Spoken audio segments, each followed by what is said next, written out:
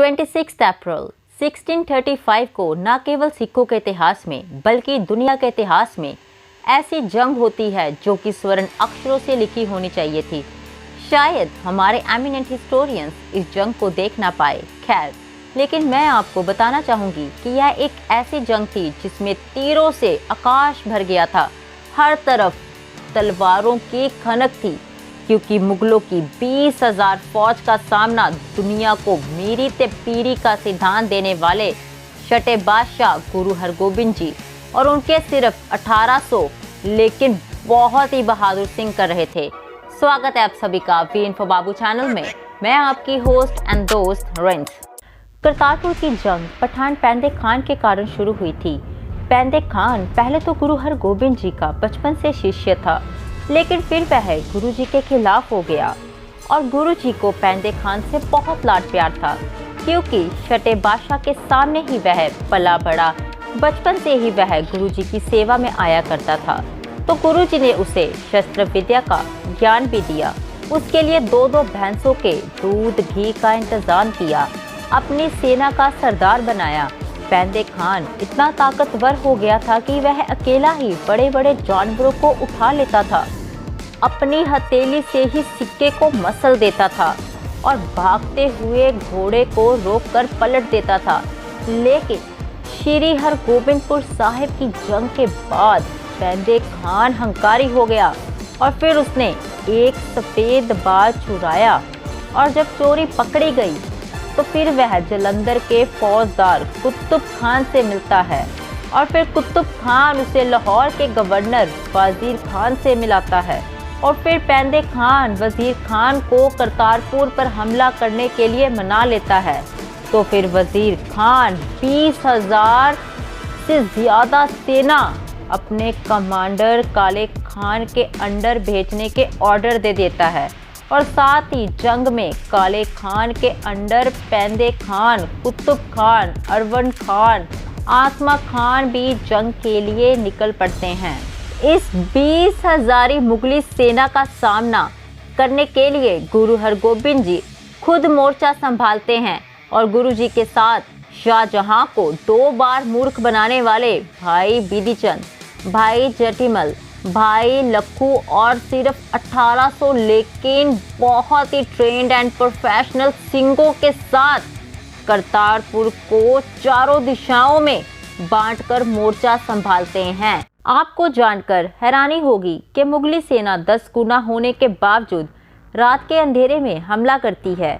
इस जंग में 7वें गुरु गुरु हरराय जी के पिता और गुरु हरगोबिंद जी के पुत्र बाबा गुरदित्ता जी भी बहुत ही बहादुरी से लड़ते हैं।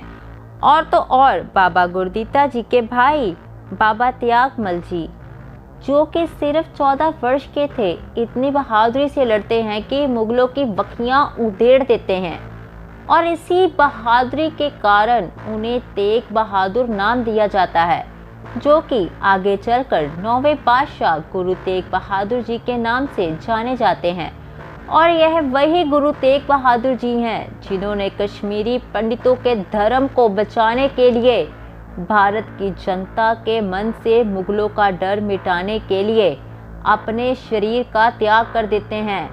खैर, मुगल कमांडर यह तो जानते थे कि गुरु हरगोबिंद जी की सेना बहुत कम है, लेकिन वह यह नहीं जानते थे कि उनका सामना एक ऐसी फौज से हो रहा है जो कि पूरी तरह गुरु जी को समर्पित है।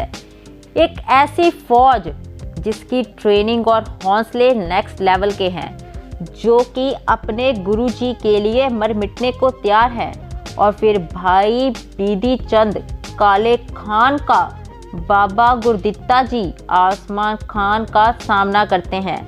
और फिर जब पेंदे खान गुरु हरगोबिंद जी के सामने आता है तो वह गुरु जी को अपशब्द कहने लगता है। तो फिर गुरु जी बड़े ही विनम्रता से कहते हैं, पेंदे खान, जब तलवार तेरे हाथ में है तो ऐसे शब्दों का इस्तेमाल किस लिए?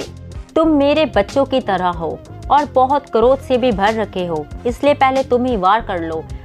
तो पेंदे खान 3 बार वार करता है और नाकाम रहता है और तीसरी बार में तो उसकी तलवार भी टूट जाती है। तो फिर वह गुरुजी को घोड़े समेत पलटने की कोशिश करने लगा। तो गुरुजी ने अपनी ढाल से पेंदे खान को सर पर मारा और फिर पेंदे खान जख्मी होकर गिर जाता है।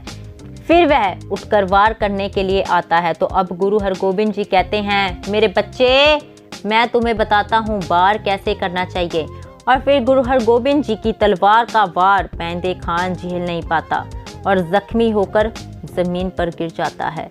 और फिर छठे बादशाह अपनी ढाल से पेंदे खान के लिए छाया करते हैं और बचाव करते हैं कि पेंदे खान तेरा अंत करीब है, कलमा पढ़ लो।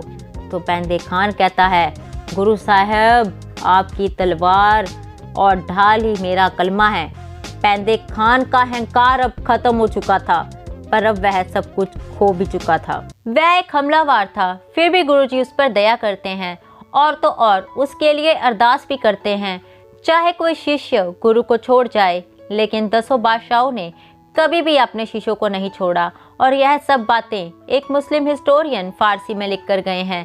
खैर, और फिर पेंदे खान की तरह एक एक कर सभी मुगल कमांडर्स मारे जाते हैं।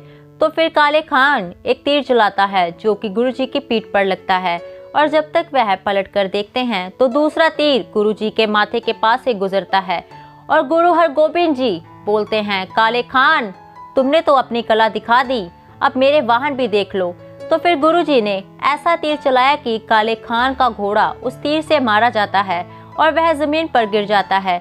गुरु हरगोबिंद जी चाहते तो उसी तीर से काले खान को भी मार सकते थे, लेकिन गुरुजी काले खान को तलवार से लड़ने का मौका देना चाहते थे।